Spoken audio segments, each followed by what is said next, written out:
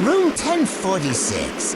Someone else was incident listened to this at night. Because some stories don't end when they're over. Some stories stay in places. Right in. It was the winter of 1935. Cold. Quiet. The kind of cold that makes everything feel empty. The kind of silence where even your own thoughts start to feel too loud. A man walked into the hotel president.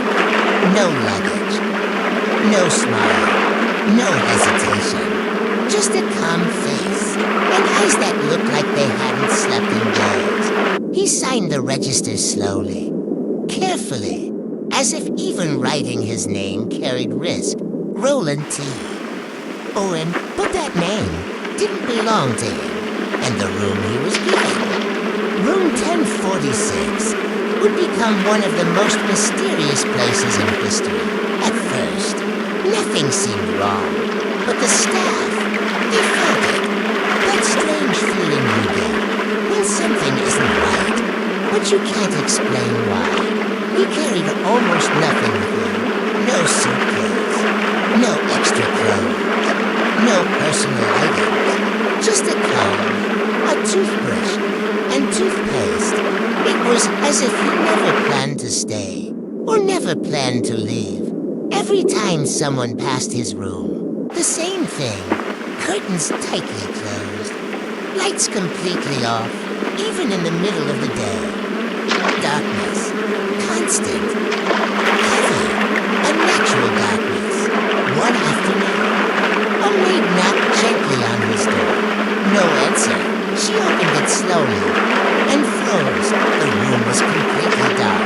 The air felt heavy, still, almost suffocating.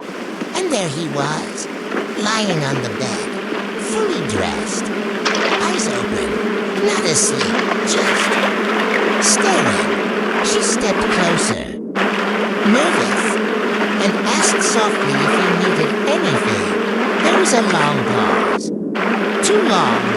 Then, slowly, he turned his head toward her, and in a low, calm, almost empty voice, he said, "No, I'm fine." But he didn't look fine. There was something in his eyes. Something wrong. That should have been the end of it. Just another strange guest. Just another quiet night. But that night, everything changed. Witnesses later said. Someone else entered room 1046. Not staff, not hotel guests. Someone unknown. No one saw their face clearly. No one knew when they arrived. And somehow, no one saw them leave. The next morning, the phone in the room was discovered. Off the hook. Not once. Not twice. But again. And again. And again. As if someone had tried to call for help. But something, or someone, kept stopping them. Later that day, the maid returned. And what she saw this time was worse. The man was still there. But now, his body showed signs. Bruises, marks, pain. His face looked different, not calm anymore. Afraid, deeply afraid, she asked what happened. But he barely spoke, his voice shaking. Weak, as if even speaking was dangerous. Hours passed. Silence filled the room again. Then later, a bellboy was sent to check on him. He walked down the hallway, each step echoing softly. Room 1046. He knocked. No answer. Harder this time. Still nothing. The door was locked from the inside. After a moment, he slowly unlocked it and pushed it open. And what he saw inside still doesn't make sense. The man was lying on the floor, broken, beaten, barely alive. There were ropes, marks on his body, signs of struggle.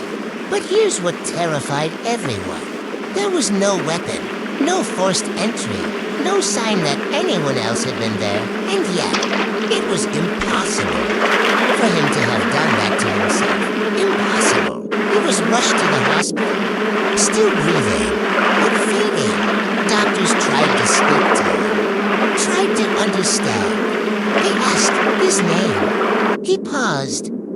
as if thinking, as if choosing his words carefully, even now.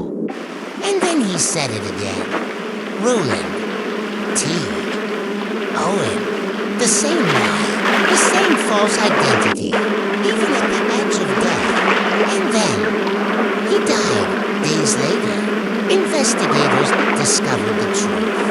His real name was Artemis Ogletree, but instead of answers, that discovery only created more questions, because when they contacted his family, their response was chilling.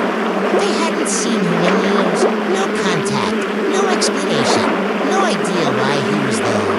And then, just when the case couldn't get stranger, a woman appeared. No one knew who she was. No records. No history. No trace. She paid for his funeral. Quietly. Without questions.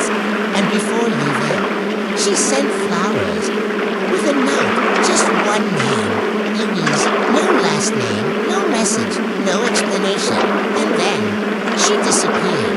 Never seen again. To this day, no one knows who was in room 1046 that night, who attacked him, why he lied about his identity, and who was Louise. Some say the room still feels different, colder, darker, heavier, like something never left, like someone is still there, watching, waiting.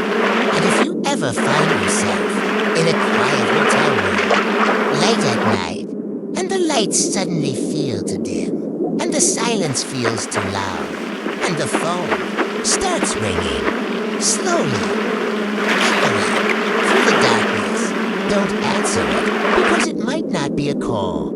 It might be a warning.